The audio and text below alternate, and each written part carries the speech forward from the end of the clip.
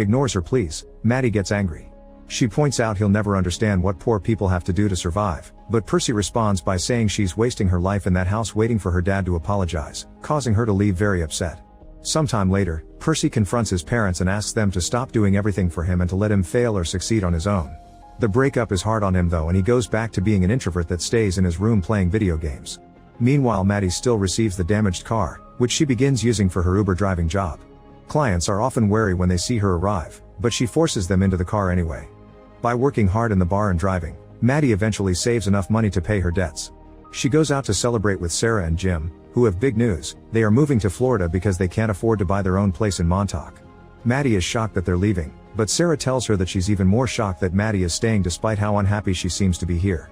To prove she's actually doing well, Maddie takes a guy home, but she suddenly finds herself trying to know him better instead of getting frisky with him because she wants a connection.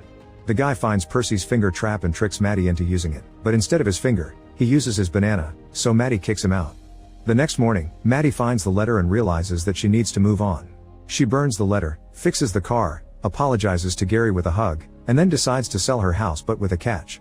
She also wants to apologize to Percy, but he won't answer her messages, so Maddie begins looking for him everywhere.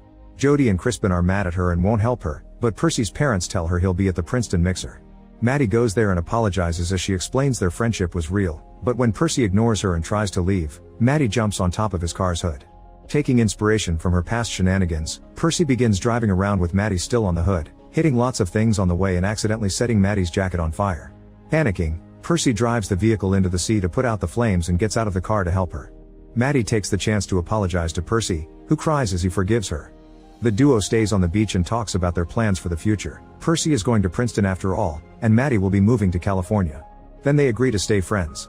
Sometime